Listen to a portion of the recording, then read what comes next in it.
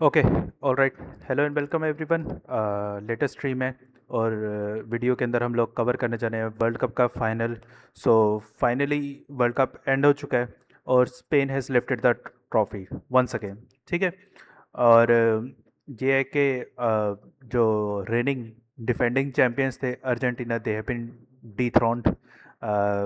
और बिल्कुल final minutes में एक्स्ट्रा टाइम के अंदर फेरान टोरेस ने 106 मिनट के ऊपर उसने गोल डाला। अच्छा गोल था, वेल ऑर्केस्ट्रेटेड गोल था।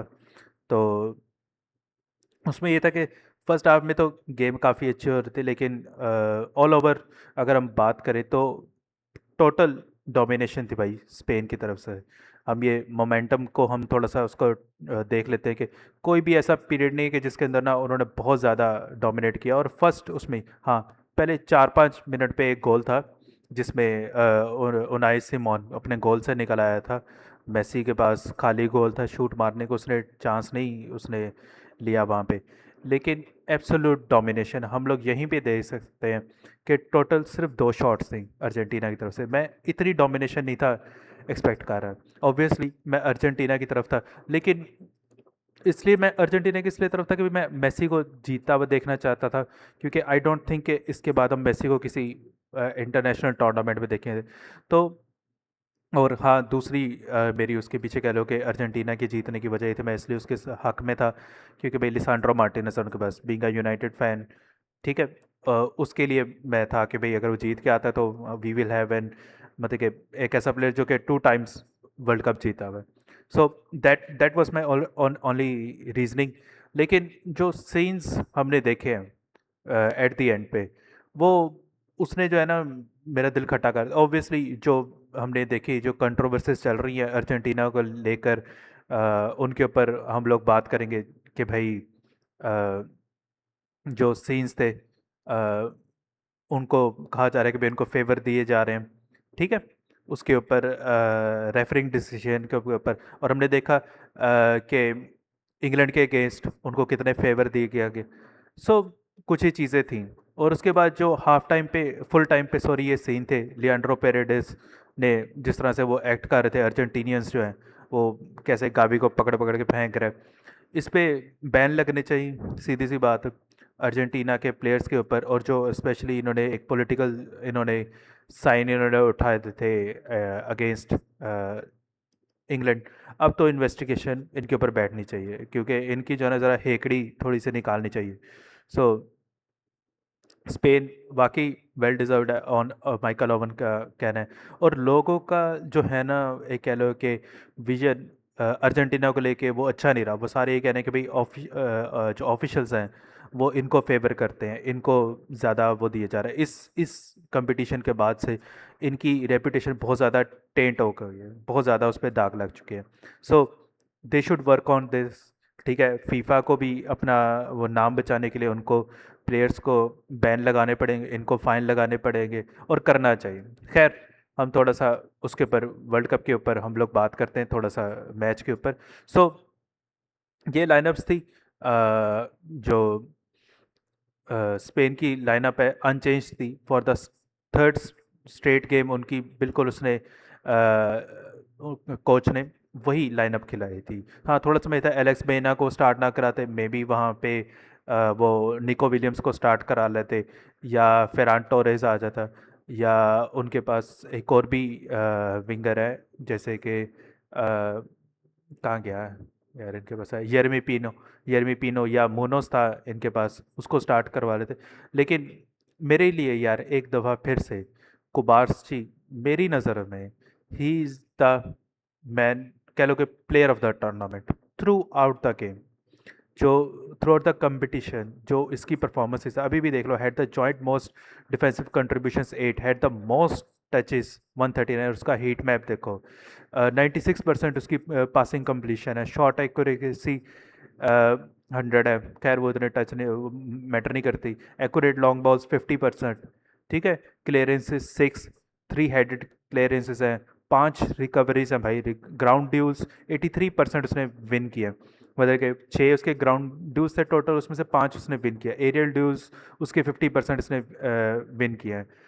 तो मार्टिनेस को मैन ऑफ द मैच दिया गया क्योंकि उसने 11 सेव्स किए हैं, ठीक है। और उसके अलावा एक्यूरेट पासेस उसके देख लो, थ्रोज उसकी 4 है, हाई क्लेम्स 1 है, रिकवरीज उसकी 14 है, टचेस 70 है, एक क्लियरेंस है। सो वेल फॉर हिम, ठीक है, अच्छी गोल की कीपिंग थी। और उसने अर्जेंटीना ने अपनी फॉर्मेशन में उसने पे प्लेयर्स उसने चेंज किए थे, जैसे निको गोंजालेस स्टार्ट कर रहा था, ठीक है। और उसके अलावा आई थिंक मोलिना स्टार्ट कर रहा था, तो वो थोड़ी सी चेंज थी, उसमें आई भी थी। मार्टिनस का परफॉर्मेंस अच्छी नहीं थी, उसको बुला लिया था 44 मिनट्स के ऊपर, ही वाज स्ट्रगलिंग कह लो। तो टॉकिंग पॉइंट्स पे हम लोग आ जाते हैं कि हिस्टोरिक एक कह लो कि मोमेंट है यहाँ पे। हिंसाइट्स हम देख सकते हैं, Spain have kept 6 clean sheets in the 7 world cup matches this summer. Spain have not trailed for a single second across 7 world cup matches in the summer. कि भाई पूरे टूर्नामेंट के अंदर एक दफ़ा भी ऐसा नहीं था कि स्पेन ने पहले गोल कंसीड किया हो। Rodri 694 passes in a tournament, highest since began in 1966। और बाकी रोड्री को जितना प्रेस किया जाए, रोड्री और रुइस दोनों दोनों रुइस और रोड्री दोनों मेरे लिए सरप्राइज हैं, क्योंकि रोड्री की परफॉर्मेंस इतनी अच्छी नहीं थी सिटी के अगेंस्ट। और रुइस अगर आप देखो तो पीएसजी के लिए पूरा सीजन ये बाहर रहा है, और मेरे भी मे भी शायद ये ना, आई आई थिंक मैं गलत भी हो सकता हूँ। ये अगर हम इसकी प्रोफाइल खोल के देखें तो ये ना थोड़ी मैचेस खेला है, हम यहाँ पे देख सकें अगर तो 20 मैचेस है, 30 उसने स्टार्ट किए। ये हम यहाँ पे इसके चेंज करते हैं क्योंकि ये ना इंजर्ड पड़ा है। हाँ,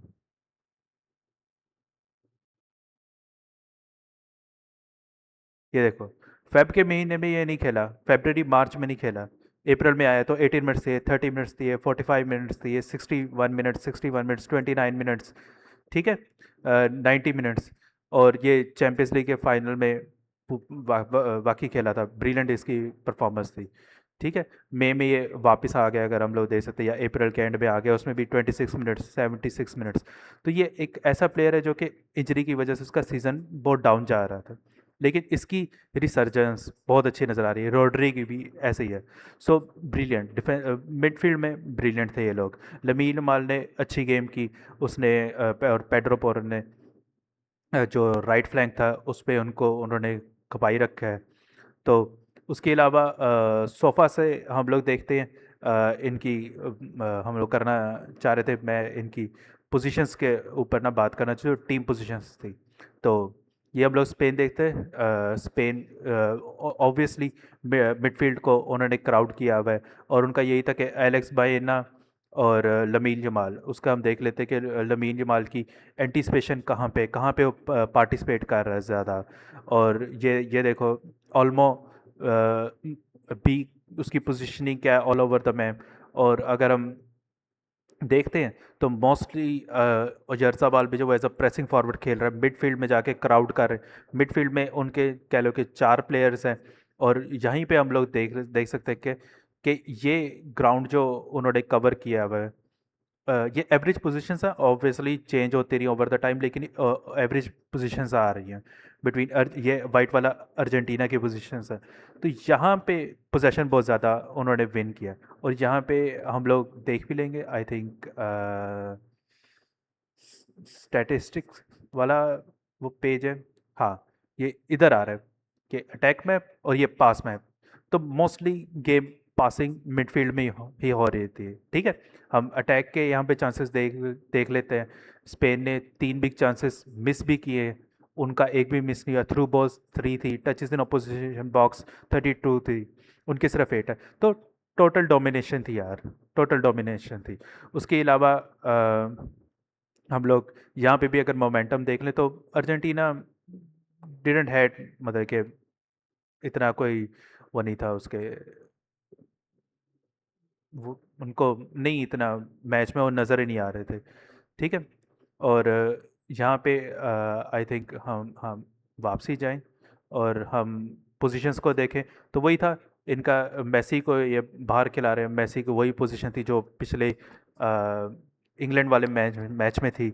और ये हम देख रहे हैं रोड्रिगो डी पॉल कितना अंदर आके खेल रहा है। और यहाँ पे आपको जो है ना वो ये देखो नंबर 9 उनका जूलियन वारिस कितना अंदर आके खेल रहा है। अच्छा ये वजह इस वजह से भी हो सकती है कि ये उनके अटैक को एंटिसिपेट कर रहे हैं यहाँ पे बैठ के, क्योंकि वो उस फ्लैंक से ज़्यादा अटैक कर रहे हैं। ठीक है। तो अ, उनके विंगर्स को रोकने के लिए यहाँ पे। तो खैर उसके अलावा कुछ चांसेस थे, जैसे 5 मिनट के ऊपर थ्रू बॉल थी, मेसी के पास 1-on-1 चांस था। थ्रू आउट ज़ीरो उन्होंने चांसेस क्रिएट किया फर्स्ट हाफ में मेसी ने।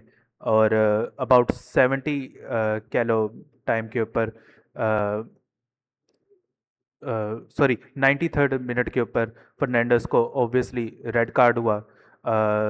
उसके बाद मरेनो का एक जो है वो विलियम्स का वो उन्होंने गोल डिसअलाउ कर दिया, और उसके बाद ही मतलब कि फरहान टोरेस ने गोल वो कर दिया था।